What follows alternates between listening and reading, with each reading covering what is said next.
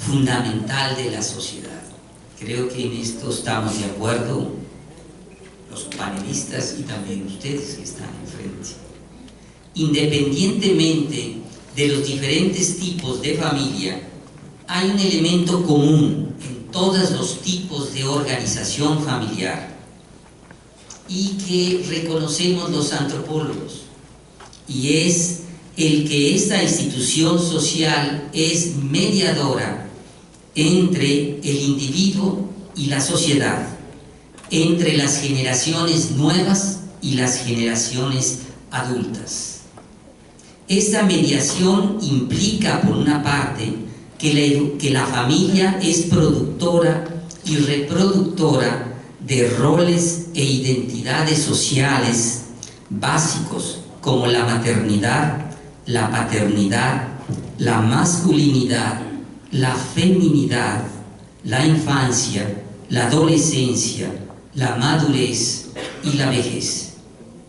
Por otra parte, la familia es también productora y reproductora de valores fundamentales como la protección, la cooperación, la solidaridad y la cohesión social. De ahí su trascendencia. Una educación para el cambio no es una tarea que debamos atribuir solo a la escuela, al gobierno, a la iglesia, a los expertos.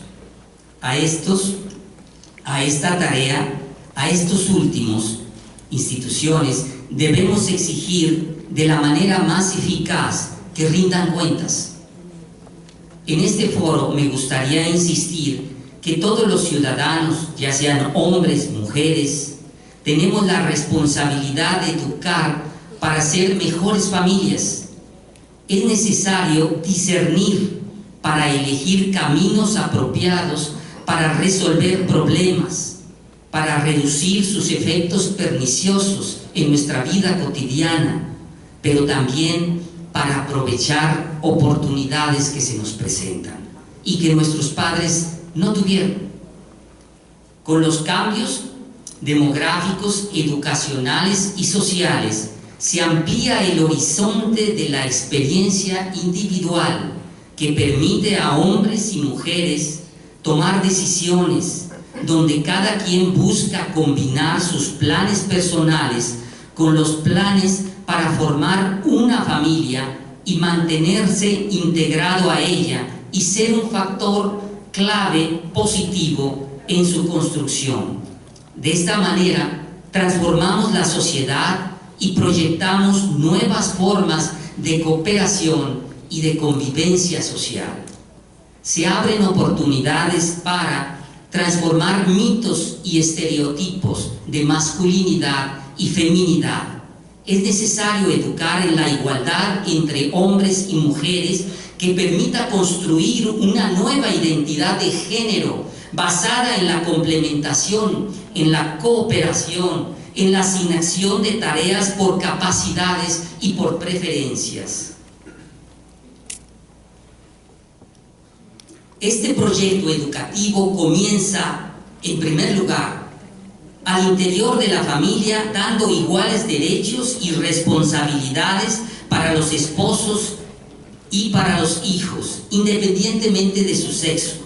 En familias urbanas con mayor educación ha comenzado a desarrollarse un compromiso de los hombres con las labores domésticas y sobre todo con una mayor responsabilidad en la educación afectiva y social de la nueva generación.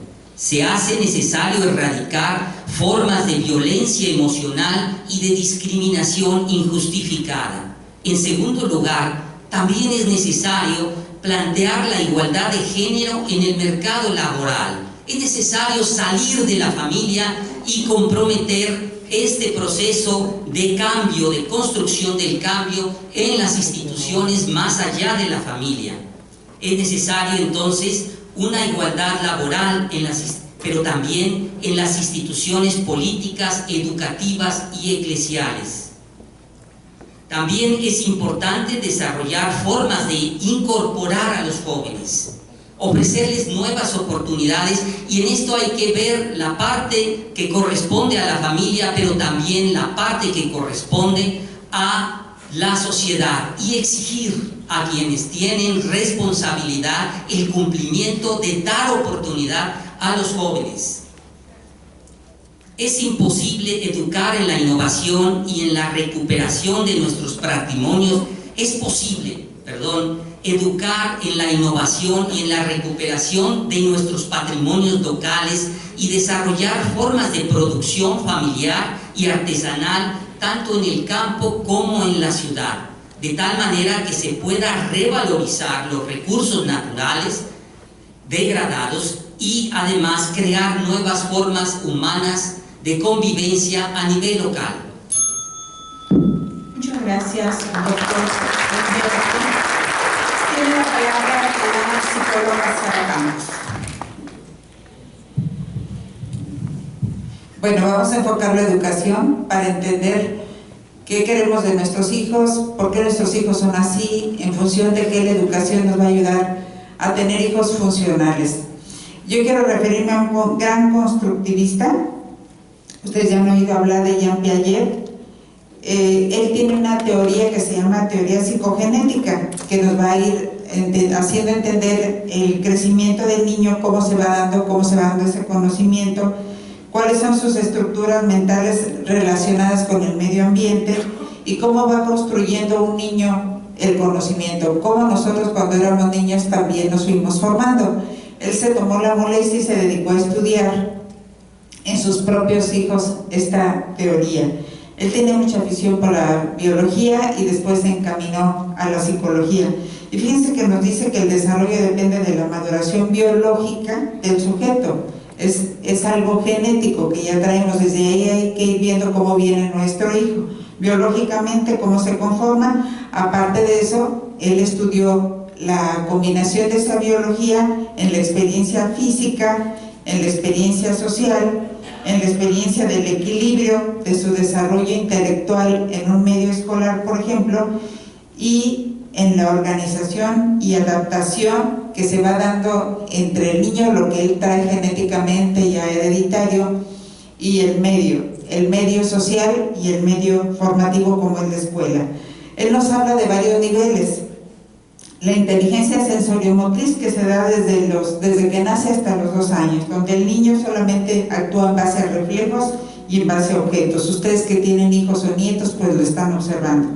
La etapa preoperacional, de los 2 a los 7 años, el pensamiento es preconceptual, más que nada intuitivo, egocéntrico y muy fantasioso. En la tercera etapa operatoria concreta, de los 7 a los 12 años, operaciones mentales ligadas a objetos, y empieza a conceptualizar los objetos tal como son. Operaciones formales, la cuarta etapa, a partir de los 12 años ya maneja conceptos, ya maneja abstracciones, ya maneja la lógica, y es una persona que puede hacer simbolismos y que ya hace una serie de abstracciones. Imagínense, ya puede conceptualizar, no con la madurez de los que ya tenemos 30, 40, 50 años, pero sí ya no piensa como un niño de 12, ya está listo para la vida. Y los papás nos preguntamos qué queremos para nuestros hijos y decimos que queremos que sean felices. Y yo les digo, son felices en la medida en que son funcionales. Si entendemos estas etapas y vamos revisando que estas etapas se vayan dando y que el contacto del niño con la educación, con los maestros, con nosotros mismos sea bueno, se va a dar un niño normal, sano y funcional. Tenemos que apoyar a los maestros, no les dejemos a los maestros toda esta función. Acuérdense que antes, por allá estábamos buscando datos, a partir de 1917-18, antes se llamaba Secretaría de Instrucción y después se cambió a Secretaría de Educación, y nosotros pensamos que los que nos van a educar a los hijos son los maestros, y los maestros quieren que nosotros eduquemos a los hijos y que ellos los instruyan. El padre Rubén me comentaba, que me decía, ¿por qué no hablas un poco de Minuchin? Minuchin, una persona con una gran experiencia como terapeuta sistémico, terapeuta de familia, se dedica a estudiar esas familias a través de los mapas organizacionales. Él vive en Estados Unidos, en Boston, es de origen argentino, muy bueno para manejar la psicoterapia familiar, para tratar de volver a estructurar y volver a llevar a los esquemas a esas familias cuando empiezan a ser disfuncionales, porque pierden el rumbo, porque pierden la autoridad, porque no hay reglas, porque no hay disciplinas, porque no hay disciplina y no hay valores. Y volvíamos a la educación. Por allá en 1992 se hace un congreso en Aspen, en Colorado, y Josephson, el Instituto de Ética de Josephson, hace un llamado para la educación del carácter. Y creo que de ahí para acá, por lo menos en Estados Unidos, se están viendo ya muchos cambios, incluyendo la formación del carácter de los hijos en la educación. Y eso lo han perdido muchos de nuestros hijos, un buen carácter.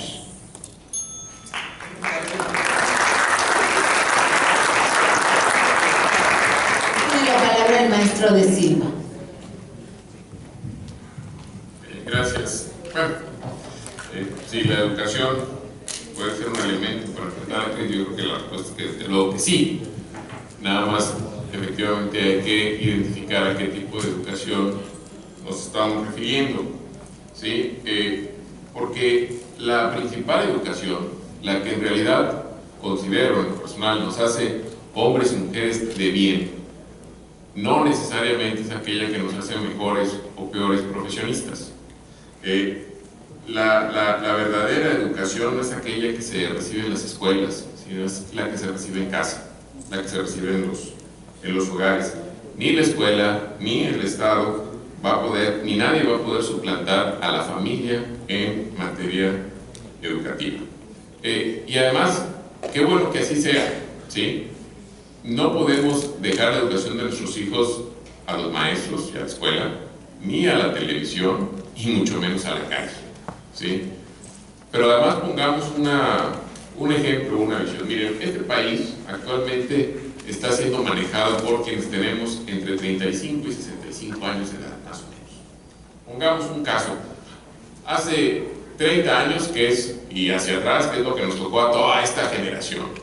En cualquier escuela perdida en la sierra, a lo mejor el maestro, al igual que hoy, pues no sabía matemáticas, ni álgebra, ni un poco de ciencias naturales, pero sí les decía a sus alumnos: respeta a tus mayores, no golpees, no robes, etc. Posiblemente no transmitían conocimientos, como tampoco los transmiten ahora, pero transmitían valores morales, ¿sí?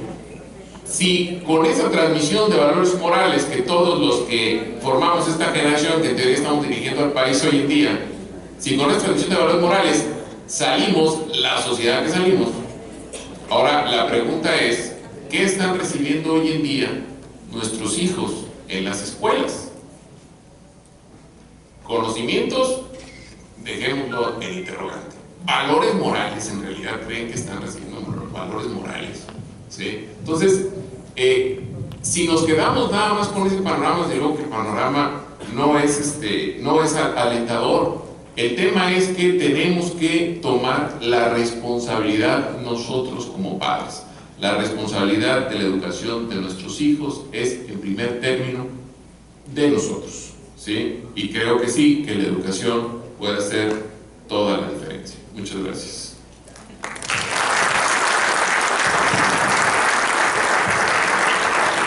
Maestro Roberto Valencia. La nuestra es una perspectiva mistagógica, parte de la contemplación del misterio divino en tanto Dios que educa a un pueblo, el más excelso maestro, pedagogo, didacta y estratega educativo, que quiere educar a su rebaño no para hacerlos sus adeptos, sus militantes, sino sus amigos, libres, pensantes y responsables. Con sabor a pedagogía fincada en la experiencia latinoamericana y la certeza de que son los pobres los más necesitados.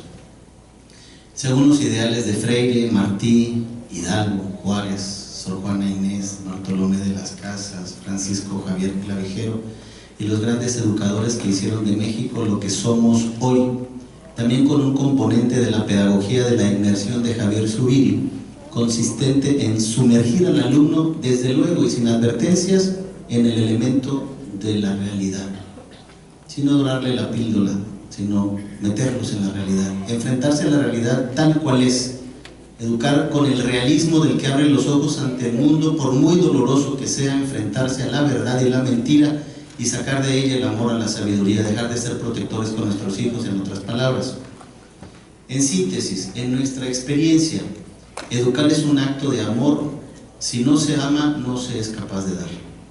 Nadie da lo que no tiene o no ha experimentado, por eso las madres son las campeonas de la educación y el Papa las pone como modelo de catequistas, las que transmiten la fe, por algo será. Un educador sin amor no es fértil. Enseñar es un acto de fe. Se espera del educando que saque lo mejor de sí, a tono con la mayéutica, pero con la teología de la creación. Fuimos creados buenos, fuimos hechos para amar, tenemos la inteligencia para escoger entre el bien y el mal. Eso no es una premisa filosófica, es una realidad. Apártate del mal, elige el bien y vivirás siempre, dice el Salmo 37. La educación contemporánea tiene un grave déficit epistemológico. Dejó de enseñar a pensar.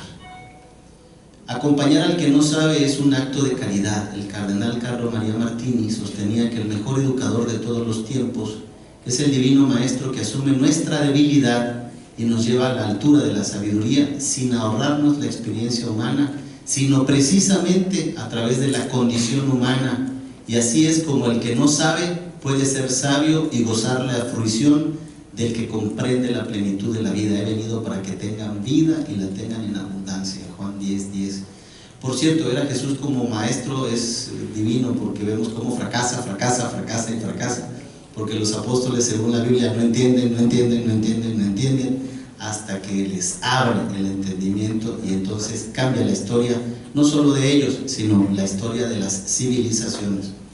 Así es como enlazamos educación, pedagogía, didáctica y adecuaciones en el aula, a partir de una experiencia dual, dinámica, a partir de procesos y adecuaciones constantes para valorar lo aprendido e iniciar un nuevo ciclo de aprendizaje que dura toda la vida. Se trata de inculcar la actitud de aprender a aprender de la realidad permanentemente y beber de ella al estilo de la pedagogía ignaciana, que afirma que no el mucho saber harta y satisface el ánima, sino el gustar internamente. Y nos invita mucho en todo momento en la vida a refletir, a pensar de lo que estamos viviendo para sacar provecho. La educación, pues, es introducirnos al misterio de la vida. Más que ser un país pobre, México es un país corrupto. El que no tranza, no avanza. En contrario, los valores del Evangelio, por ejemplo, en el Evangelio de Mateo, nos dice: los jefes de las naciones y los poderosos los oprimen. Que no sea así entre ustedes. El que quiera ser el grande, que se haga servidor de todos. Cuando superemos la pobreza de miras para invertir en la educación más que en sistemas políticos, daremos un salto cualitativo a preguntas más relevantes del porqué de nuestros baches, la desigualdad de oportunidades entre las clases sociales, la discriminación o la violación pertinaz a los derechos humanos. Habremos conquistado estadios mayores de pensamiento filosófico, ético, humanista y vencido la ignorancia, uno de los tantos fines de la educación. Pero habremos logrado el bienestar, la cultura de la solidaridad, del cuidado de los bienes públicos, del respeto al otro, del amor a todas las criaturas y del respeto a la diversidad humana. Justamente lo que el Papa Francisco señala en su encíclica Laudato Si, una auténtica ecología humana. Ese es el horizonte último de la educación, a mi parecer. Gracias.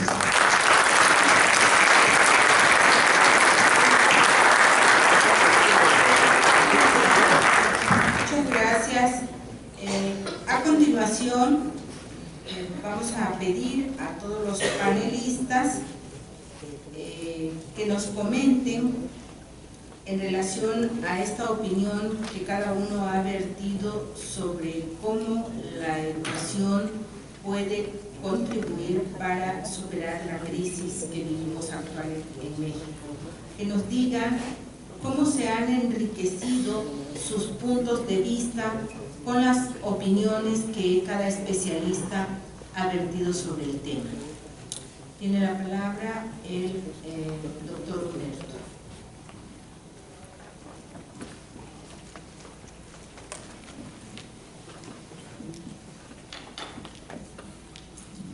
la colega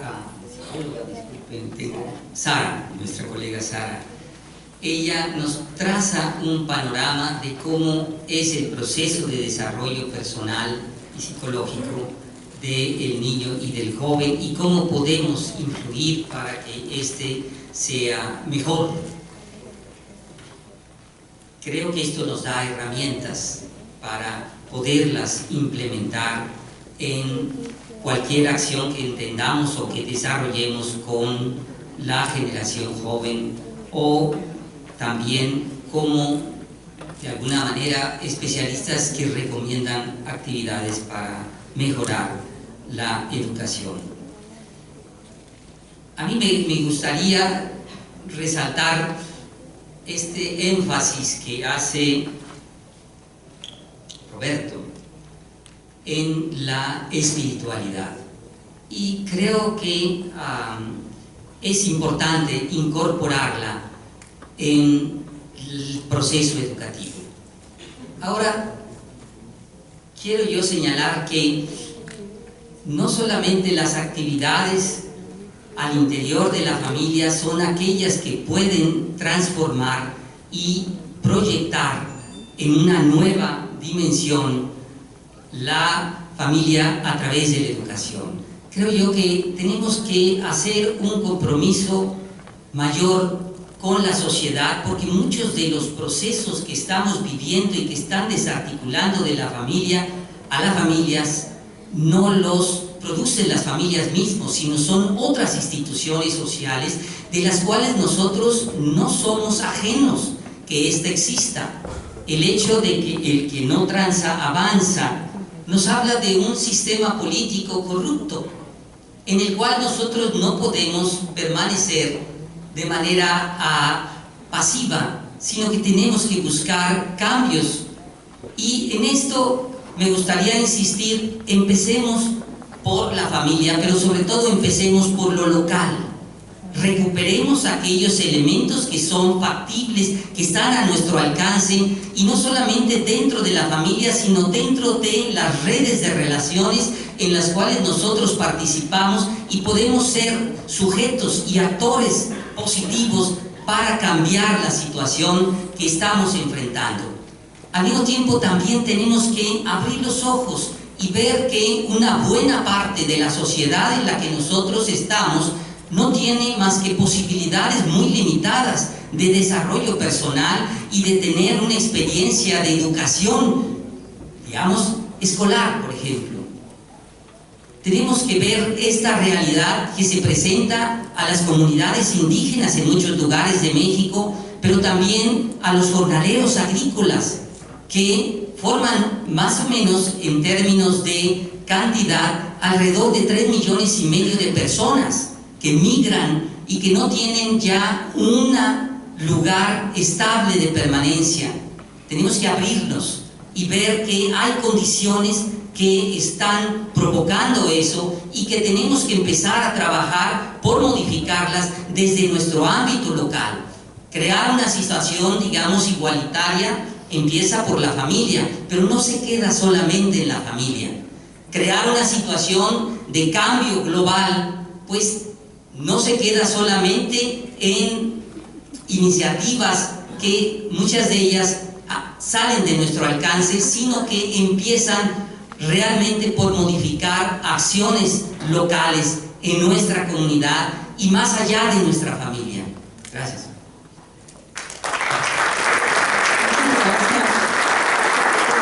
Doctor Roberto, tiene la palabra la psicóloga Sara Campos. Bueno, a mí me gustaría concluir, ya estamos en etapa de conclusiones, dándole las gracias al Padre Rubén, y qué mejor maestro, ejemplo, guía que él mismo. Él nos convocó, me da mucho gusto que me haya llamado, es para mí un honor, un verdadero honor. Él sabe que yo lo aprecio, lo admiro, es mi guía espiritual, aunque sea a distancia, nos retroalimentamos de alguna manera u otra. A veces yo no puedo ir por ahí a los eventos del Padre porque pues mi compromiso también es hacer un apostolado, pero pues yo clínico y desde mi consultorio. Y Veo que a nosotros, a los panelistas, el Padre nos movió, nos sacudió, nos puso a todos a leer, nos puso a todos a prepararnos. A nuestra querida Felipa la puso también aquí a coordinar, a leer igual, a prepararse mucho para transmitirles esta serie de conceptos muy resumidos. Quisiéramos decirle muchas cosas, pero tenemos muy poco tiempo. Pero creo que lo esencial se dijo.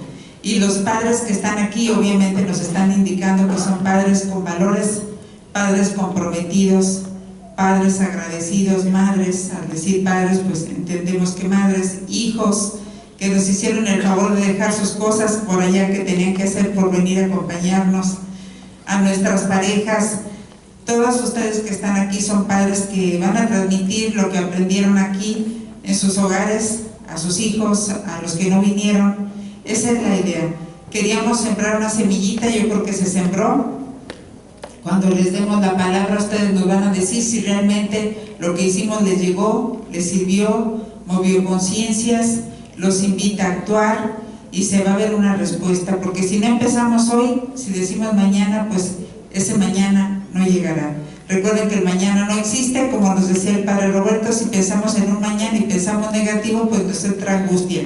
Si pensamos en un ayer que ya pasó, nos entra depresión, porque casi siempre hay cositas tristes por ahí en el pasado. Vamos a vivir el hoy, y yo espero que de aquí salgan hoy muy recargados, muy comprometidos, con mucha conciencia, y aunque los conceptos hayan sido quizá breves, por lo menos el objetivo se cumplió, de sembrar esa inquietud en ustedes. Muchas gracias al Padre y a los panelistas. Muchas gracias.